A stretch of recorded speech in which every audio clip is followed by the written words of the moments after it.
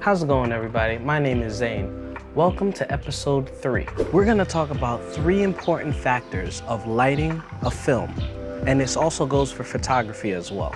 The first thing that we're gonna talk about for lighting a film or photography is what kind of mood are you trying to set for your audience? Is it going to be a happy mood, a sad mood, or a suspenseful mood? You might want to think what genre you're going for. So if it's comedy, typically you'll have warm lighting.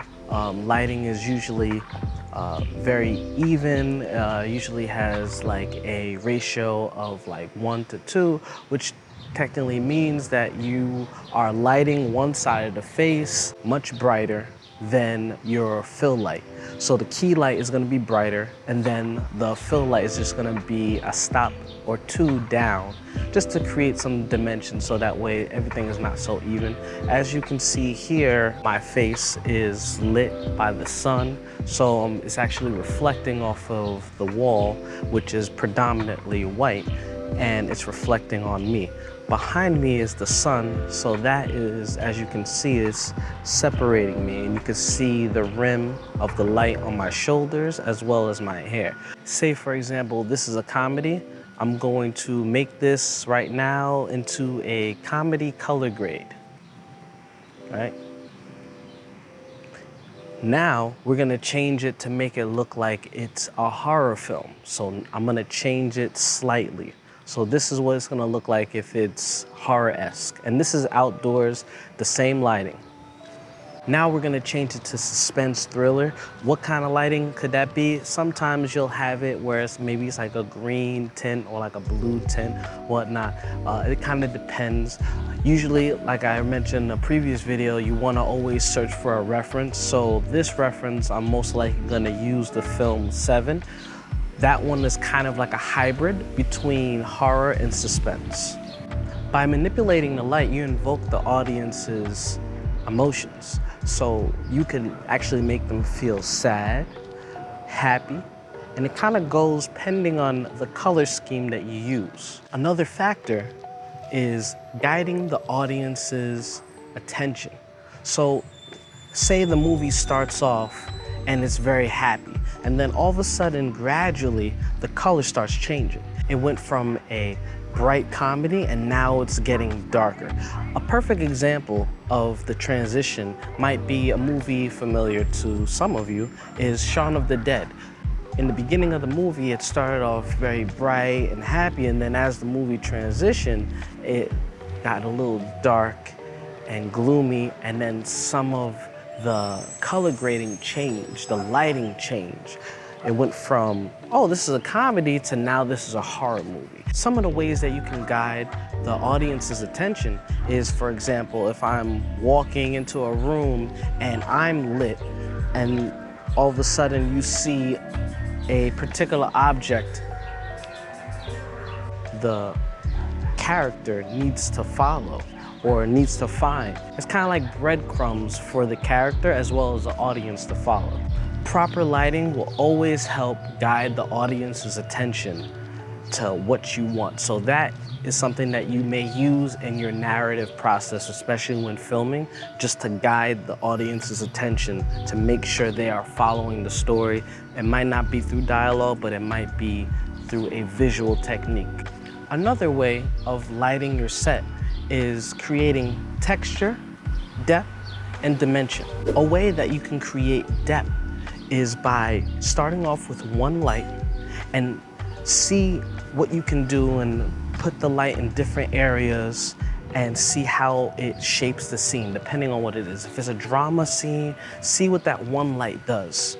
And then start adding in the fill light, the second light. And then you could add in a background light, just light the background and see what you can do. But always start with one light and see how that one light shapes the room. And if the lighting is not enough, then you add additional lighting to fill out the space or maybe highlight certain clues or whatever the scene entails. Just make sure that when you want a light, start with one light and then gradually start adding more light, whatever is available in your inventory. The 3 basic forms of lighting is the key light, which is the light that is going to be the most powerful. The second is the fill light, which is a stop or two down. And the last is the backlight, or another name could be rim light, where it lights the back or the edge of the subjects to separate them from the background. How I typically use my lighting setup is I usually start with one light, but I make sure to see what's the available ambient light in the room. So if it's a room that has a lamp, I'll just turn that practical lamp on and see how much light is in the room. There's a scene that I filmed from the hardest part where a couple is sitting on a bed and there's a lamp behind the wife. But what I did to enhance that is I put a tube light on the bed, and that tube light added extra light to fill the one side of her face. I wanted it to be just one light, just so that way I could create some dimension, some shadows, and also a little bit of fill light from a reflector. So I just used like the white side of a reflector just to fill in some of her face, so that way you can see there was like marks on her face. And I didn't want that to kind of fall too dark within the shadows. In this segment, we're actually gonna break down some scenes. I'm gonna use my iPad just to circle and show you a quick diagram on how I light my sets, and I'm also gonna be giving some live examples at the same time.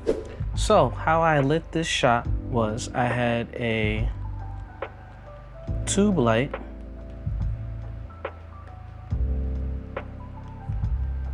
right?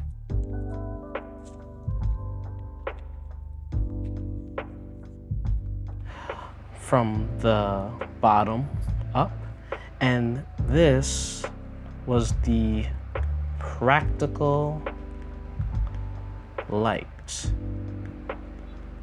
which was adding enough light in the room, but just to overemphasize, I needed a little bit more light on her face. And then right over here, I had a white reflector, just so that way I could add a little bit more light to the darkness. I didn't want it to be so lost in the darkness that you didn't get a chance to see the makeup because she had been hit. So that needed to be seen in the shot. Now, the makeup artist, her name is Cassandra Jackson.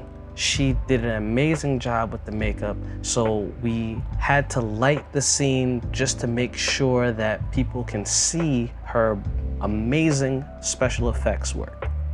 So we have Ankit, our lead actor. Here we have a tube light still on the same side as the actress, the lead actress. But this time, we're having it a little closer, and as you can see, it's lighting this side of his face. This is where the practical light is, which you can see is giving a nice rim light, and it's also adding a nice backlight to the environment. And I intentionally made sure that his face was dark. And this is how you can use lighting to describe a character before we get to see what the character will do.